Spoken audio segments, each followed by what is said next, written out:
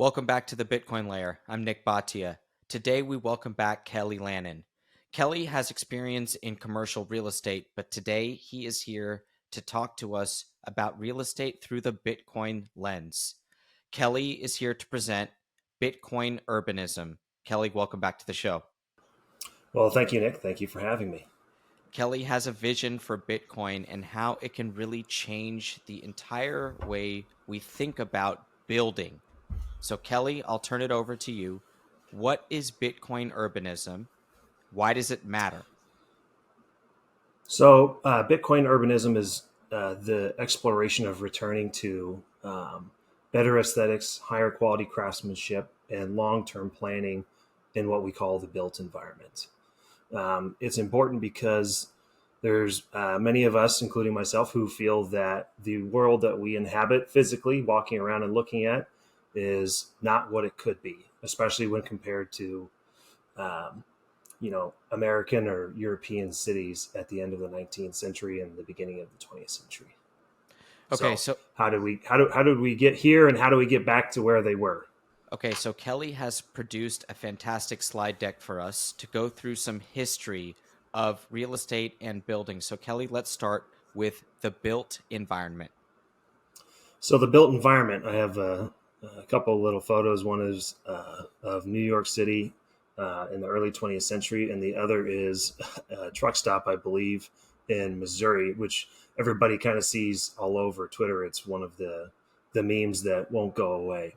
So the idea is, we had a vibrant, dense cityscape, and now we live in a suburban landscape where everything's spread apart. You were required to have cars to get everywhere to do anything really, and we're kind of plastered with corporate drive-throughs and gas stations and all these things that freeway interchanges.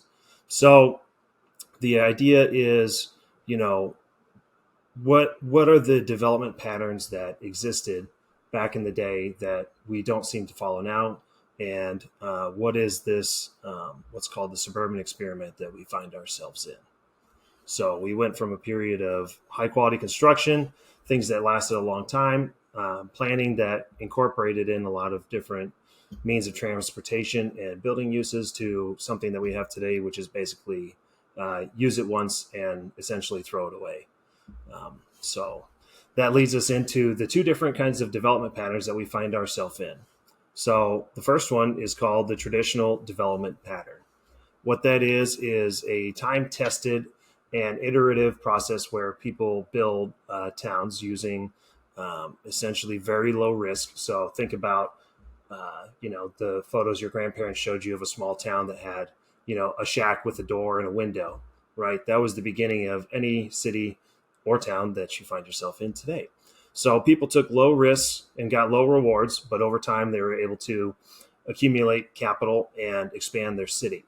And the way that they did that was the easiest way possible, which is copying what everybody else did.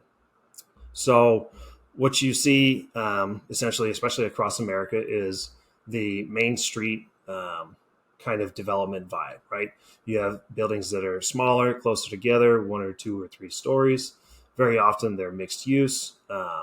There's little to no, explicit parking. And the question is, how did we get away from something like this if this was so productive in the first place? A lot of times in these cities and towns, at least when they were built, there wasn't any development review boards, architecture boards, zoning ordinances preventing buildings being placed in certain places, setbacks and stuff, such like that. So this development pattern is very much evolutionary in nature and is essentially taking small bets to make improvements, essentially in the plan, layout, and design.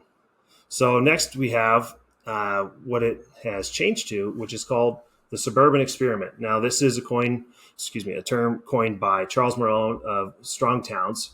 People who are familiar with Strong Towns will notice that a lot of this stuff that I talk about is heavily influenced by Chuck's work. So if you're interested, I strongly recommend reading his book, Strong Towns, as well as the hundreds and hundreds of blog posts on his website. I found this stuff almost 15 years ago, and my life has been changed ever since. So, what is the suburban experiment? This is essentially a top-down planning methodology of land use. This is epitomized by the single-family subdivision on the outskirts of town.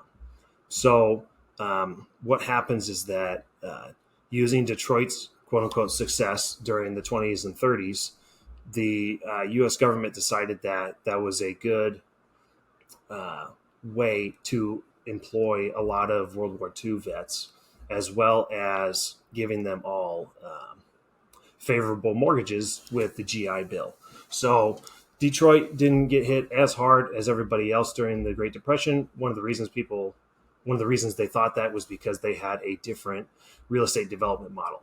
So the suburban experiment requires a lot of labor and a lot of capital. So by keeping everybody busy and providing funding to keep everybody busy, it was essentially thought that it was a good idea to use as a platform proceeding. So a lot of what we think about today regarding the suburban experiment can also be considered the American dream: owning a house with some land, kids, dogs, white picket fence, nice neighbors, all that stuff. So that's where a lot of this comes from. The Bitcoin layer is sponsored by River. River is a Bitcoin only exchange if you guys are looking for a place to get allocated. Go check them out today at river.com/TBL for a special offer of up to $100 in Bitcoin for free when you purchase. The most important thing about River is that River does not use a third-party custodian for Bitcoin. That means when you purchase Bitcoin on River, River has its own storage solution and is not relying on any third party to custody that Bitcoin. It also means that they have an amazing technical expertise. It's a great team over there at River. Go check them out, river.com/TBL. Kelly, I want to just bring in the banks real quick, because banks issuing these mortgages, Fannie Mae and Freddie Mac, are such a staple, an enormous part of our financial system. And even just to think about the fixed income market at large, the presence of mortgage-backed securities and the presence of those securities being due to the existence of Fannie Mae and Freddie Mac, the backing of those mortgages throughout the system.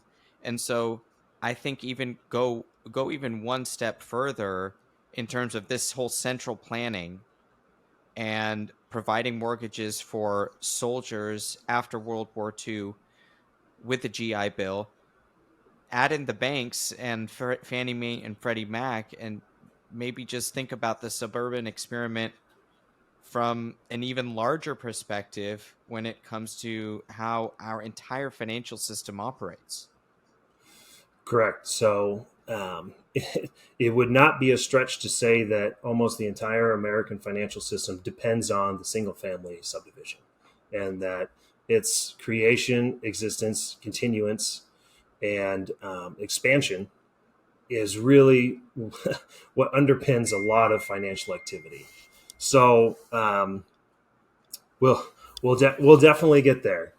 So let's think about it this way: in order to have the suburban experiment, you need a car, and as the birthplace of mass manufacturing for vehicles, Detroit literally became the example to use. So all subdivisions and development going forward should have and use the car. What we have today is essentially, almost 100 years of that.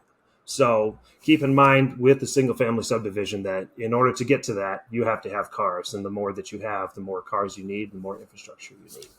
So what does the suburban experiment do?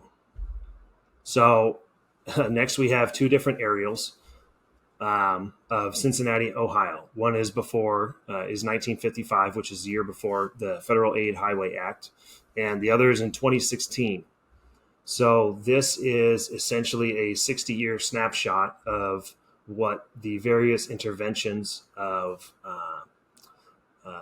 legal and financial interventions that have occurred in that time. So you took a once dense, vibrant city, and you've essentially gutted it for transportation and parking.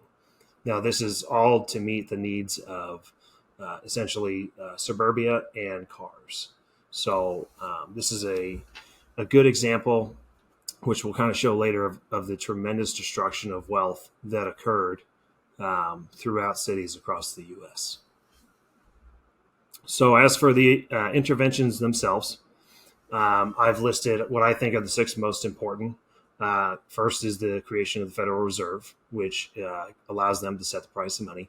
Next is what's the probably the most notable Supreme Court case related to this, which is Euclid versus Ambler, which started over I guess the village of Euclid wanted Ambler Realty to set back their hotel.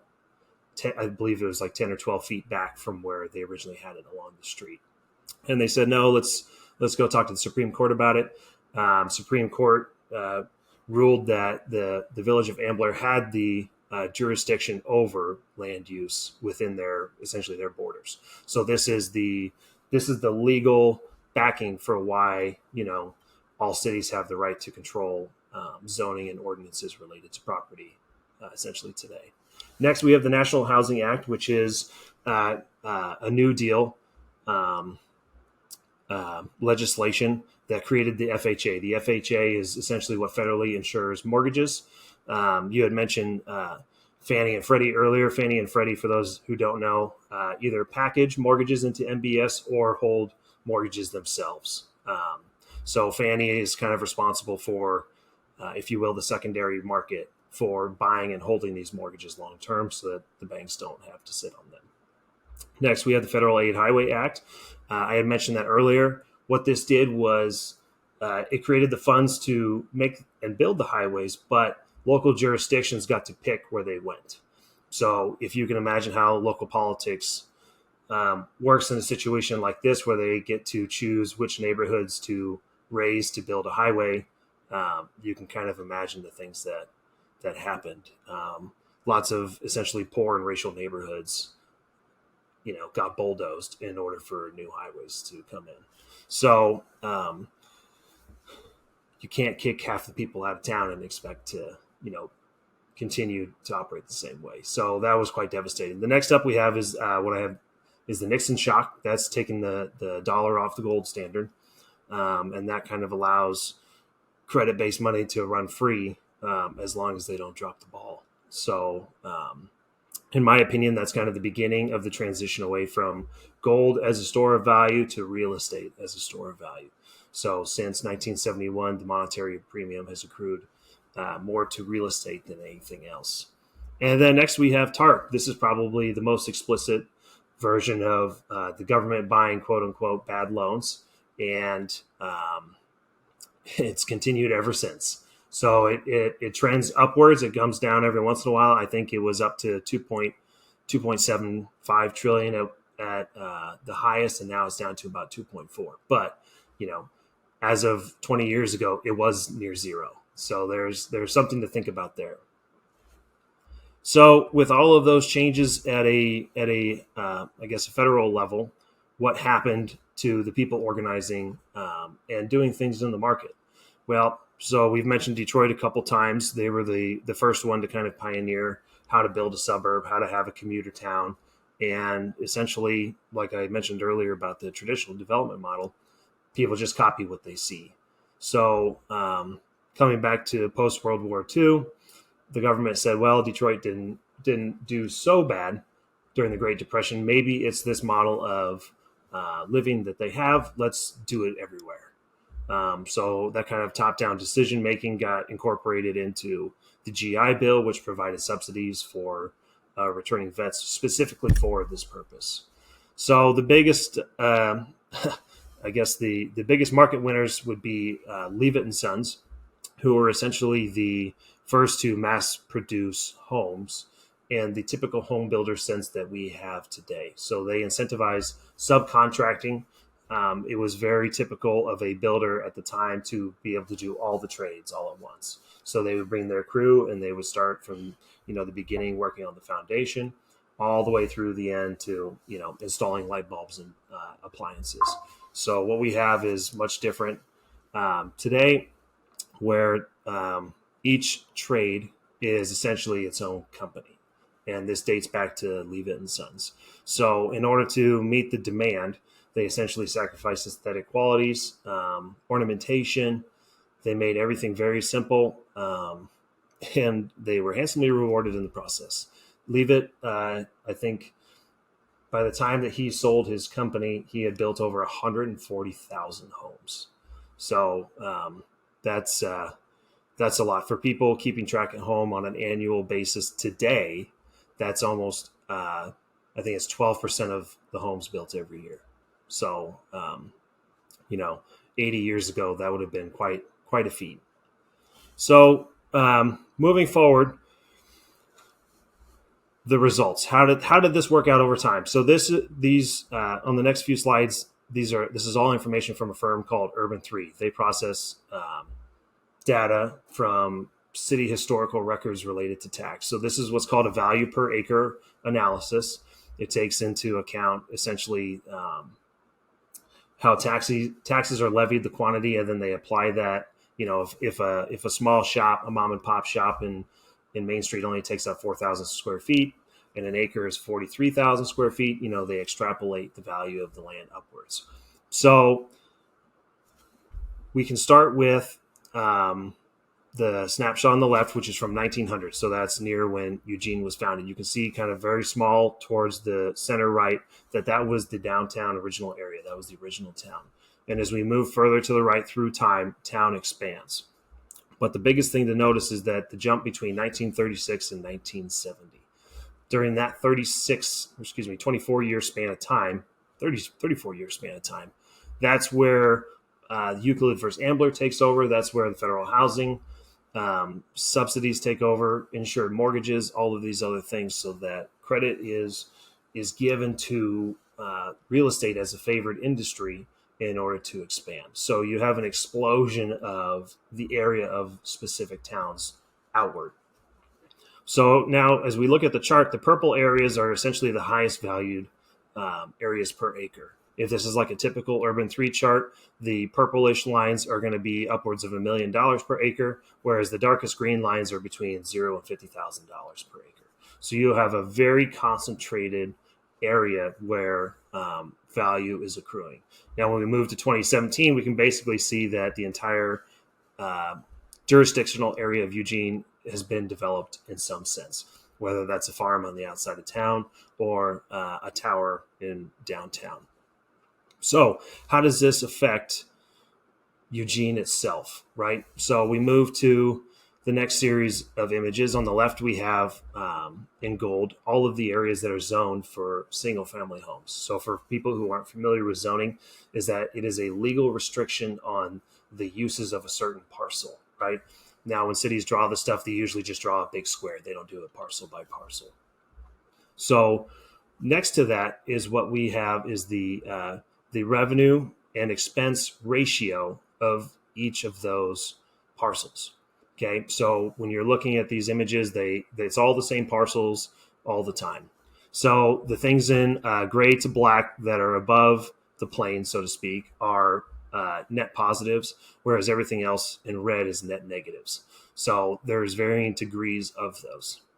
Now, if you notice, you're starting to see a pattern, is that the further away that you get, the less return you are getting for essentially the infrastructure that you have out there, because all of these places have to have streets, roads, sewer, water, all the services that are required.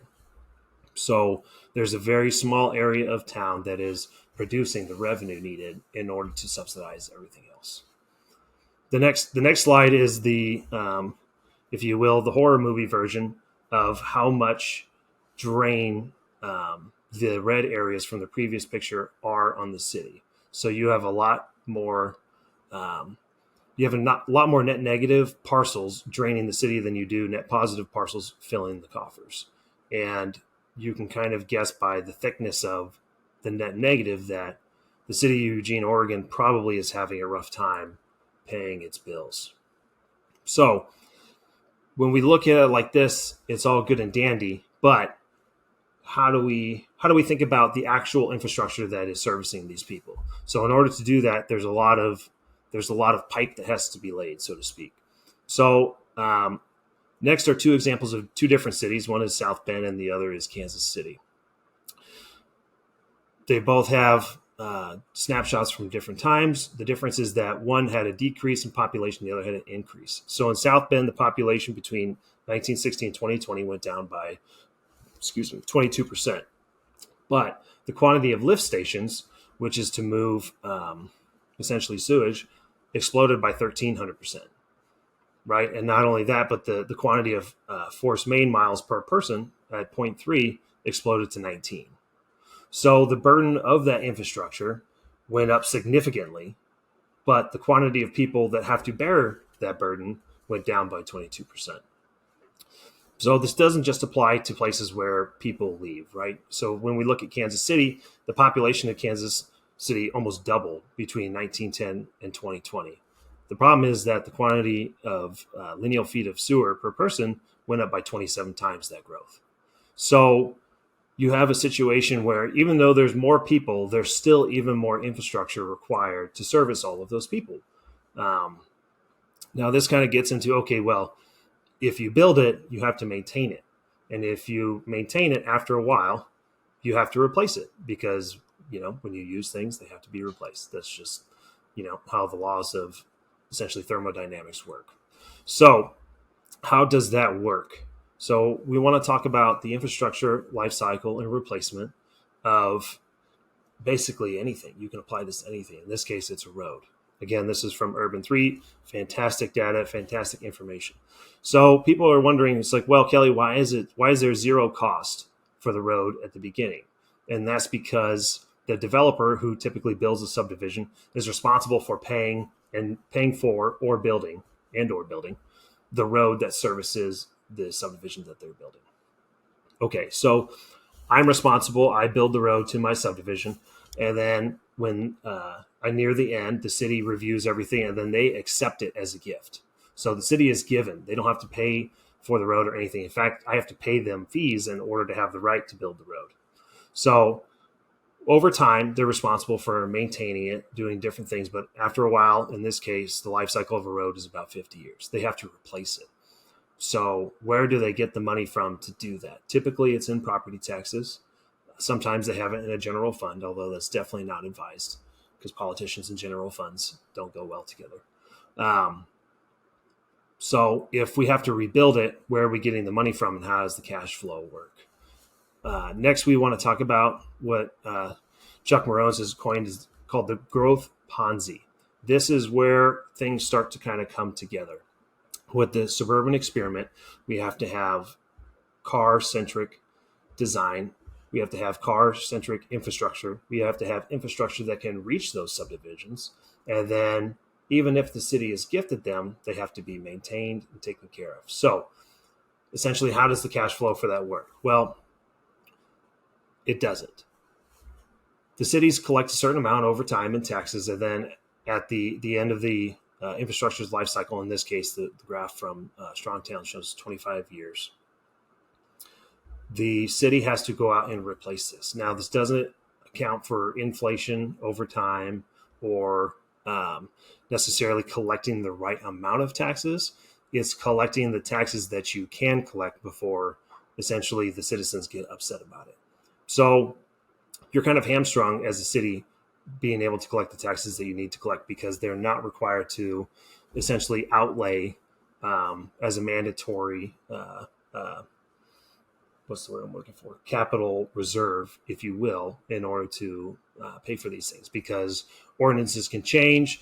The city can vote to do things differently with their money. So there's no way in order to prevent this. So what you have is what's called the growth Ponzi. This is where in order to take care of old infrastructure, I have to build new subdivisions and collect fees and then use those fees to take care of previous subdivisions. So if it sounds like a Ponzi, that's because it is. The issue is that, like all Ponzi's, it can't go on forever because it requires essentially more money, more growth, and more infrastructure in order to continue to exist. But eventually you just run out of space, right?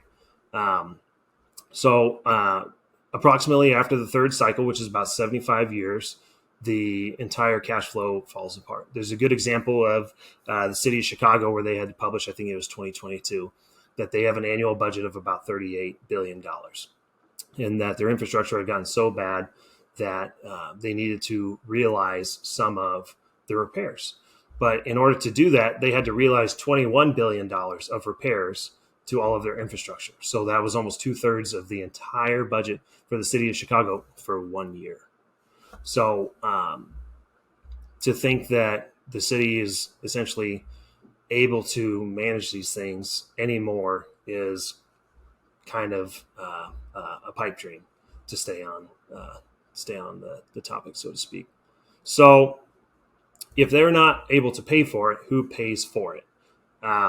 That kind of moves into the federal side of things. So a lot of times when infrastructure is built in the city, the a substantial to almost half of the money that a city receives is from federal government. And this could be as small as a sidewalk to a school, or this could be a water treatment plant. One of the water treatment plants in my city was substantially paid for by federal funds.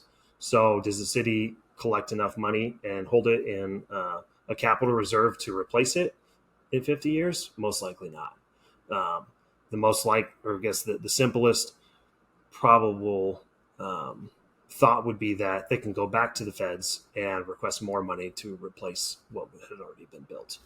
Kelly, when we think about the cities completely unable to maintain the infrastructure over a long enough time horizon, you're suggesting that it guarantees that federal support will have to plug the gap. And if we think about the unfunded liabilities of Medicare and Social Security, which politically should remain intact, I think, for many years to come, isn't this another unfunded liability for the federal government that we're not even coming close to calculating?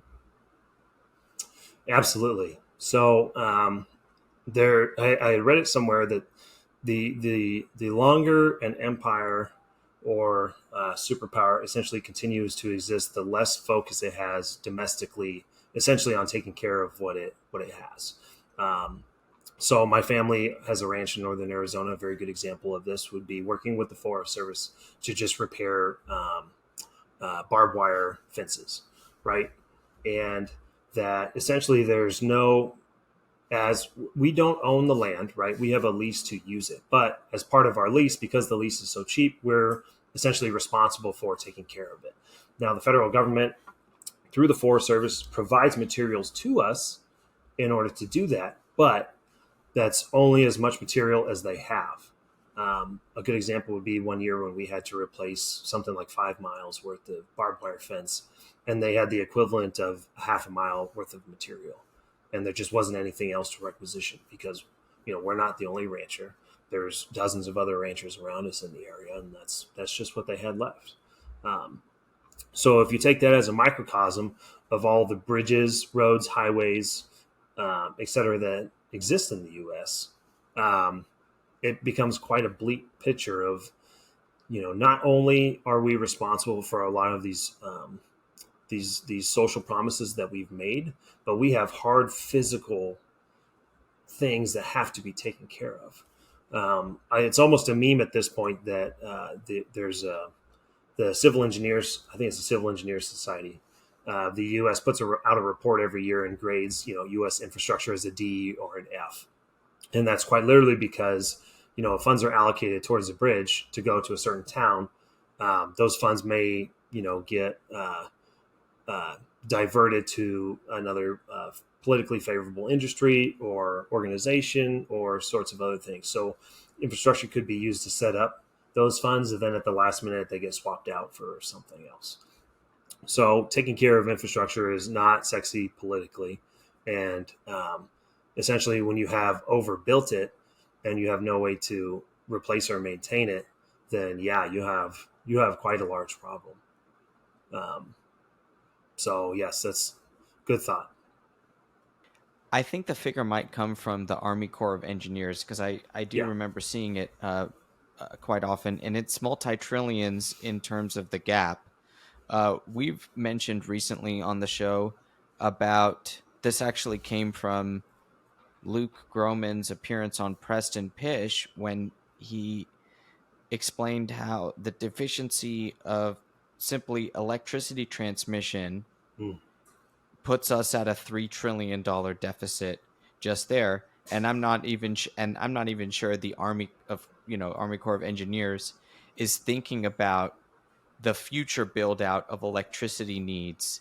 It's only thinking about the maintenance of this, and I'll just add one more thing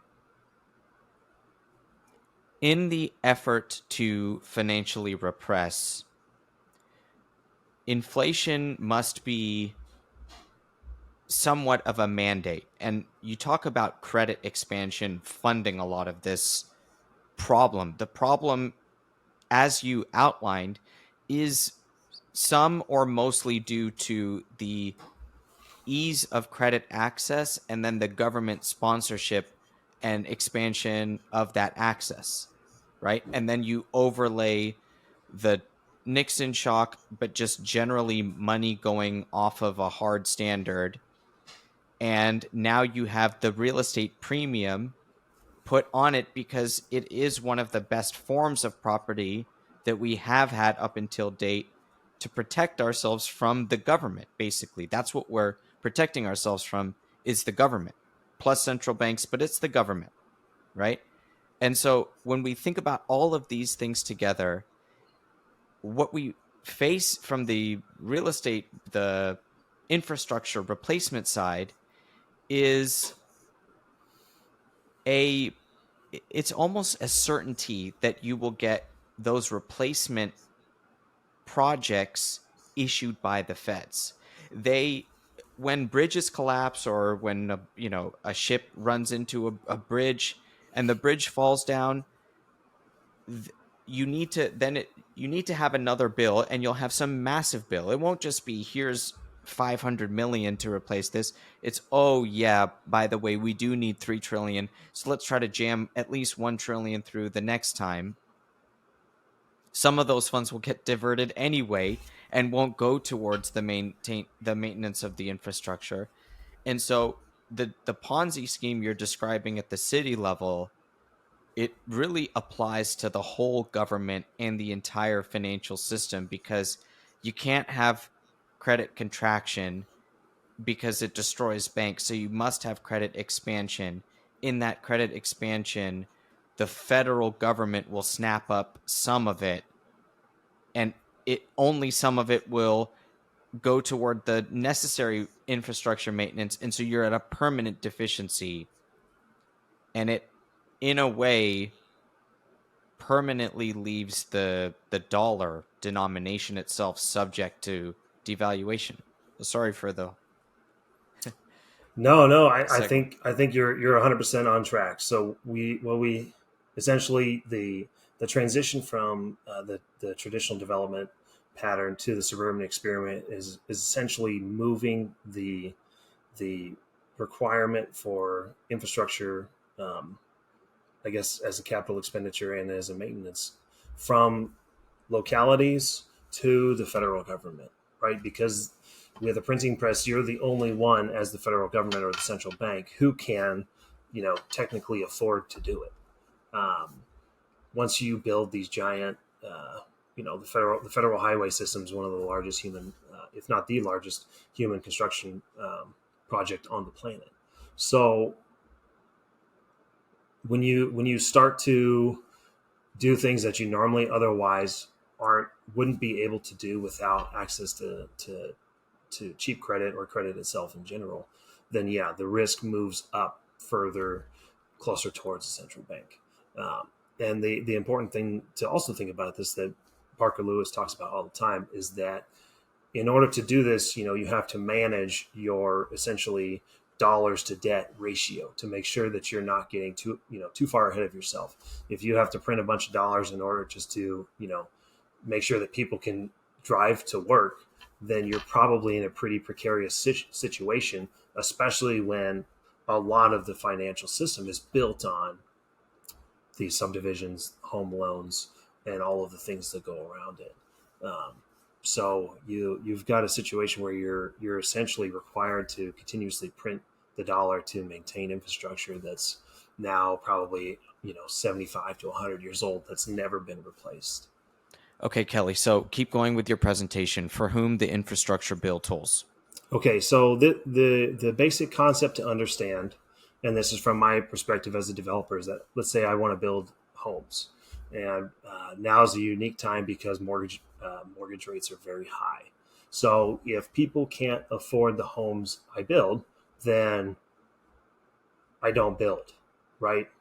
And if you take it up an abstract layer further from that, if you're working at the mortgage company and you have a buyer that wants to come in and buy a home, they come to get pre-qualified. So, rates are high. So what do? You reach out to whoever runs the desk at your office and say, are we going to be able to sell this mortgage before we close it? That's typically how those mortgages work. So they're going to reach out to the secondary market, either primary dealers who are going to sell it to Fannie Freddie, or who themselves are going to hold it for a couple months before selling it. So at that layer, it's like, okay, well, if there's not a primary market for these things, is there even a secondary market? So if you are the guy who's going to buy the mortgage before it closes, and you turn around and say, hey, Fannie Mae, are you going to buy this? And they're going to say, no, we don't, we can't buy it. It's like, okay, well, then who's going to buy it? Well, theoretically, now you could turn to the Fed. You have reached, essentially, at that point, you've reached the highest level that you can possibly go in order to offload essentially these mortgages, which get turned into mortgage-backed securities. So the Fed currently owns about 30% of all U.S. Residential mortgage debt that exists today. So think about it this way: if the Fed had not owned so much, would there have been any residential development in the last 10 years? And my opinion and thoughts are is absolutely not. So we have reached a point now where the suburban experiment, which is what a lot of things rides on, is in so much trouble that the Federal Reserve is the one who is buying these mortgage-backed securities to get it off the books of other people so that it can filter down, right? So essentially their books can be refilled by offloading it to the Fed. Now, without the Fed there, I have such a hard time thinking that anything really even gets built. So today is a good example where most of the home sales that occur today are just new homes, right? So there's not a lot of people that are leaving or reselling their homes because they have golden handcuffs with, I've heard friends that have as low as like a 2.2% 30-year mortgage, which, when your home would retrade today for 7.5% on the mortgage, that's, why would you ever leave? And that's typically people's response. Why would I ever leave? Where am I going to go? So that's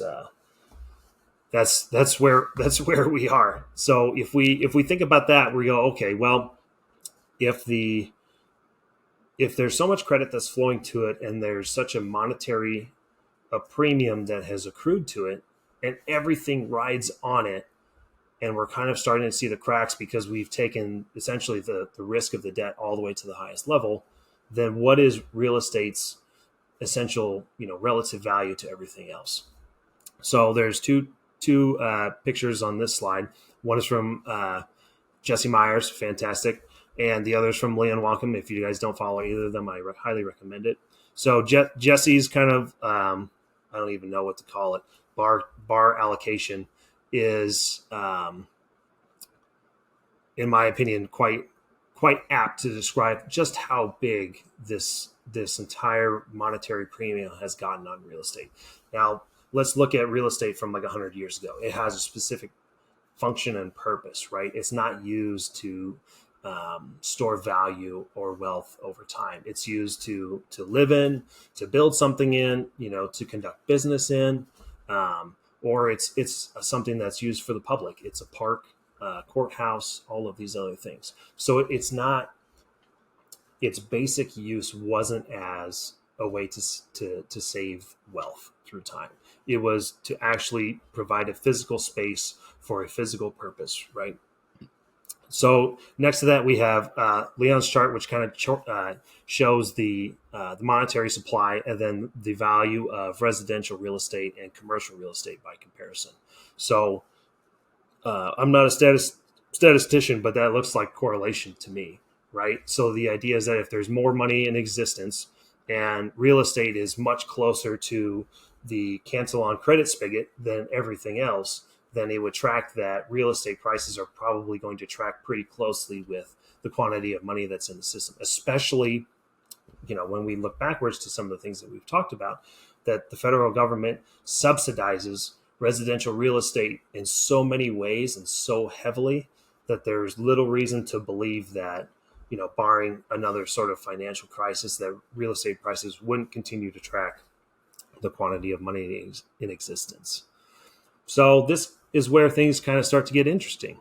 Things have changed essentially in the last 15 years, whereas there is a new option for people to maintain wealth through time, and that has better qualities than real estate, and that would be Bitcoin. So how does how does real estate compare to other assets that are trying to preserve your wealth through time? And with Bitcoin, I think that as we get now 15 years into it, the siphoning is kind of just starting to occur. So the idea is that if real estate is no longer the best place to store your value through time, and there's a better option, how many other people know about this option? So that's the distribution of knowledge that Parker likes to talk about, that as time passes, more knowledge distributes, but it doesn't distribute evenly. It comes and goes. It ebbs and flows. So one of the graph that I have here is based on Vijay Boyapati's bullish case for Bitcoin. Fantastic article if you guys haven't read it. But what I kind of did is I added real estate, and I kind of inserted what I believe are the comparative values. Now, remember, this is just real estate as a store of value. This is the monetary premium that we've mentioned before. I'm not necessarily concerned about whether or not it cash flows or these other things, because that's not really a reason that you buy it. People will buy real estate in hopes that their equity appreciates. That's the growth and value that people are looking for. The cash flow basically just pays the bills. That handles the operational risk of the real estate itself. So if you have a situation where you went from one store value that has operational risk and has equity growth risk, right, and the values go up or down, why would I continue to own that if there's a better option for me to use that is maybe relatively new, but is superior when I'm looking at it through that specific lens? So, that's kind of how I laid this out. I don't know if I necessarily need to go through all of them, but people can kind of see that, like, really, when you look at it, if you have to look at it, real estate really isn't that great. The only reason that it's been like that for the last 50 years is because there's really nothing else to do. Gold has long been neutered, and it hasn't been an effective store of value necessarily. And it's like, okay, well, on the gradient of hard assets to use, between gold and real estate, I'm not sure that there's a whole lot of space for people to consider other things. So at all time, people are trying to figure out, where am I going to save my value, right? Where can I save it through time to protect my purchasing power?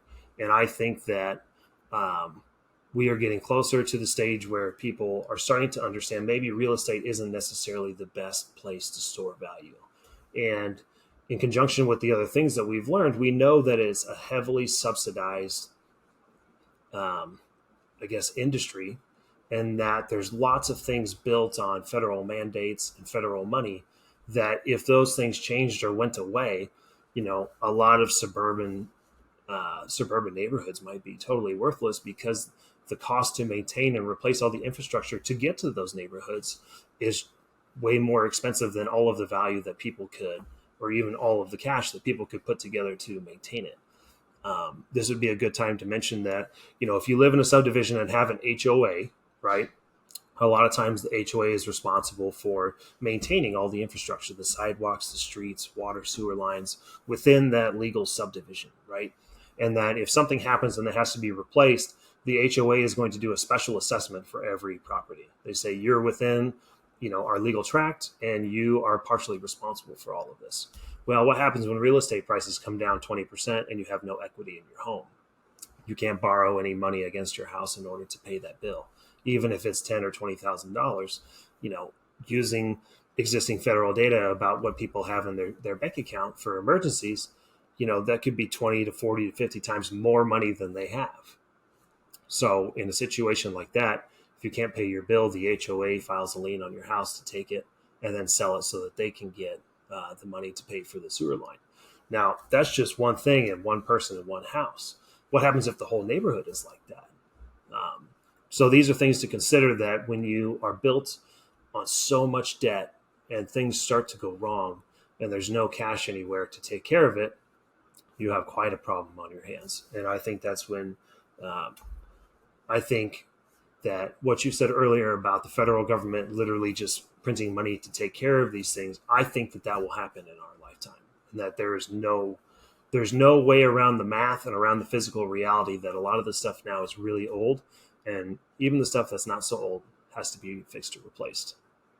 So with all this money, and nobody has the existing capital to Right. to replace it. So the cities don't have it, the states don't have it, the individuals don't have it, Yep. and the feds don't have it, but they can create it quickly by borrow and spend, and then the Fed is there. And what you mentioned about, would we have even had any home construction over the last decade if it wasn't for the MBS portion of quantitative easing? It's an important thought experiment, because people sometimes you hear mainstream economists and commentators sometimes say something like, oh, QE doesn't distort the price of interest rates because it's an asset swap, or things like that.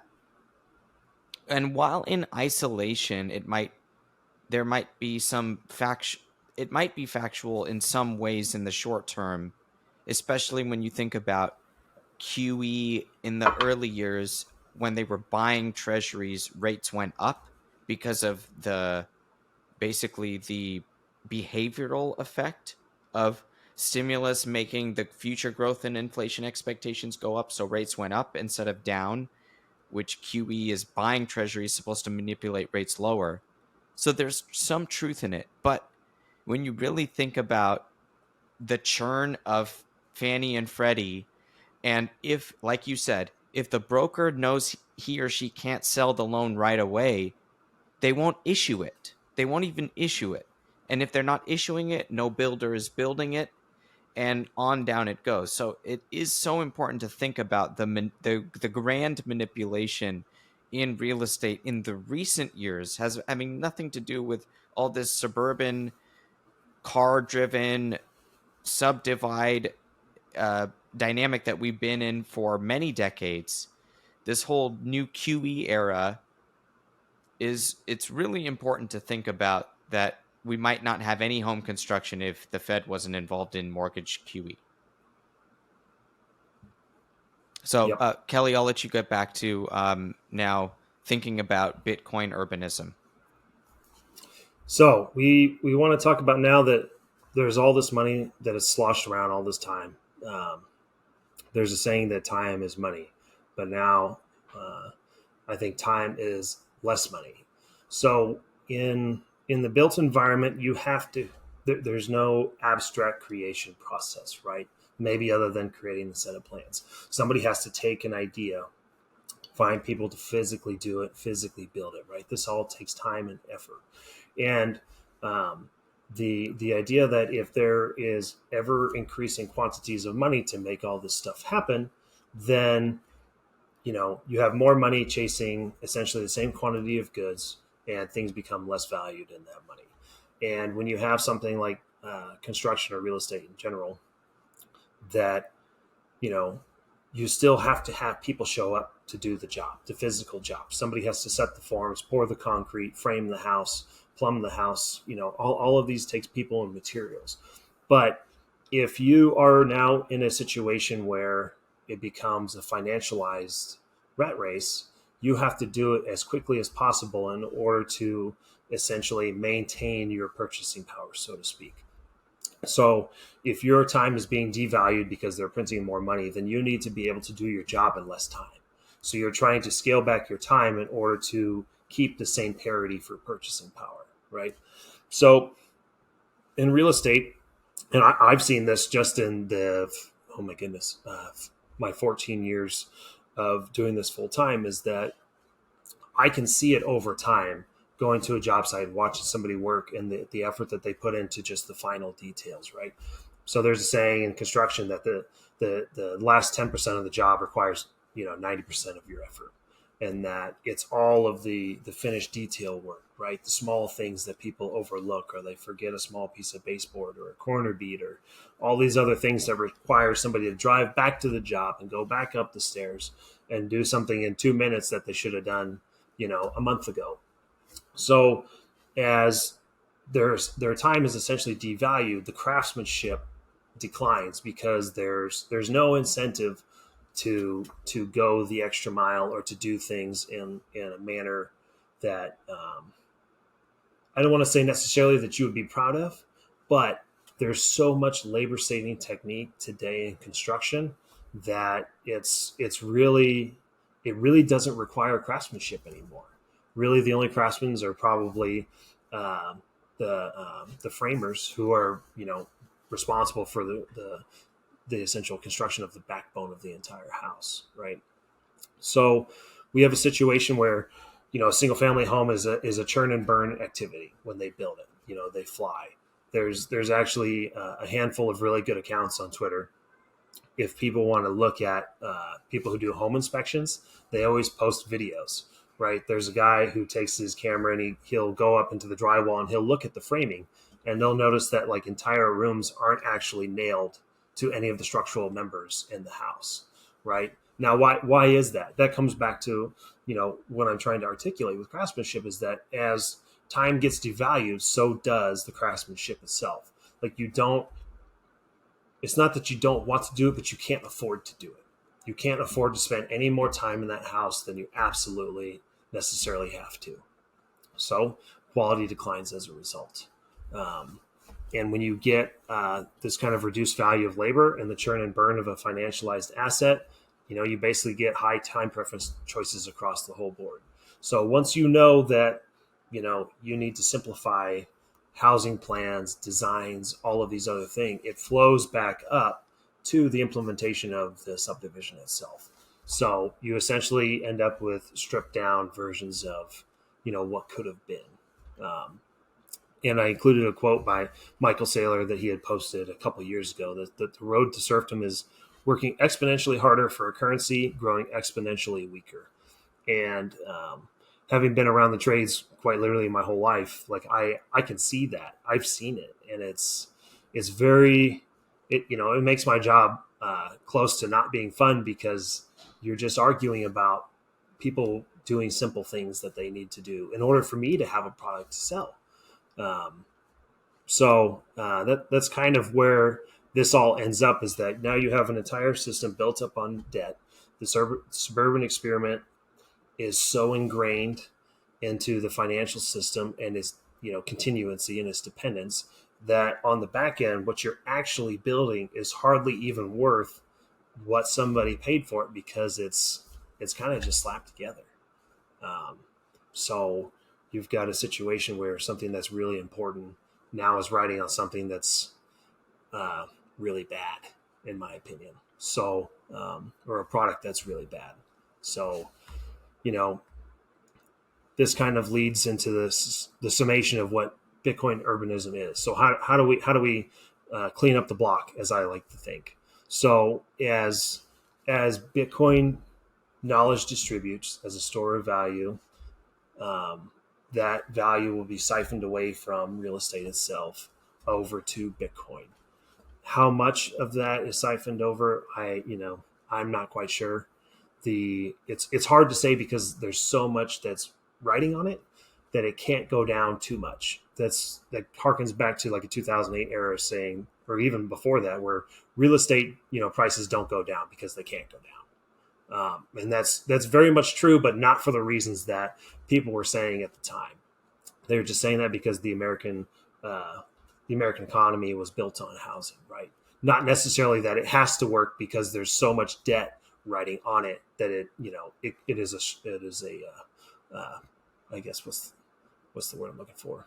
It's a structural pillar that can't go away, especially for the financial system. So, when we reduce real estate's um, monetary premium, a lot of other things start to happen. A lot of real estate development is dependent on local political processes. That means that other people are involved. That means that they have a say. So that's where you hear about NIMBYs and YIMBYs. NIMBY is not in my backyard, where a YIMBY is the opposite, where it says yes in my backyard. So these people are constantly fighting about everything. I've met all different flavors of these people at different meetings, and I've been called lots of different names for different reasons. And my thought is that as the necessity of people's dependence on real estate for wealth creation and wealth preservation basically goes away, that this this this idea of real estate being a local political issue where it affects everybody's values and wealth, so to speak, can also go away with it. And I can't tell you how many times we've been to places or tried to do things where, politically it's just not possible. And I think that is because of real estate's monetary premium being so high and so important to regular folks that own their homes, that if that went away, that the built environment would be a lot nicer. There'd be a lot more variety. And I guess it'd be much more aesthetic, in my opinion. And what really matters is that when people have a way to securely, save wealth into the future, that essentially that they can, and that it's not dependent on so many other things. Now, like, the average person doesn't know all this, right? But the idea is that, the Bitcoin price is the Bitcoin price, but there's no, the Federal Reserve isn't buying debt that is dependent on other activities, which leads into that, which would be the case for real estate. So at the end of the day, Bitcoin urbanism is essentially understanding the built environment that we're in and how we got here. Essentially, how the financial productivity of land use itself creates wealth as opposed to destroys it. The activities that we have with debt today and how it continually compounds on top of itself is destructive. So the other thing that I kind of like to think about is the value premium, or the monetary premium, how it siphons away and what prices could be. I don't think necessarily that it'll be down 50% because that's a lot, and not just because it's a lot, but because comparative to other things, real estate has value in cash flows, right? It does operationally produce wealth. It's just that how much do you pay for that when you can go to a mutual fund and get 5.5%. So if I want to buy an apartment today and somebody wants to sell it to me for a cap rate of 5.5%, I take lots of operational risk in order to do that. So would I rather own a mutual fund and sleep soundly at night, or am I going to wake up in the middle of the night because a toilet's broken, right? Or there's a plumbing problem? That's what real estate investors compare to when they look at allocating their funds. And that kind of leads into, interest rates and inflation rates, how that affects all the things in the built environment. And kind of like I mentioned at the beginning of the show, I think that a lot of the intrusions that we've seen is essentially what has led to the decline in beauty and craftsmanship and the low time preference choices that, like Belle Epoch era cities and towns just exuded, or I would say massive drip, as the kids these days say. In line with that, there's a quote from, I read it somewhere, I can't remember, that if aliens ever arrived to to Earth in the early 20th century, they would think that Vienna was the capital of the world because of just how wonderful and beautiful it is. And if people haven't looked at photos of Vienna, I highly recommend you spend a half hour of your time today Google searching it. It's a beautiful place. And lastly, a lot of it is about being bottom up and not top down.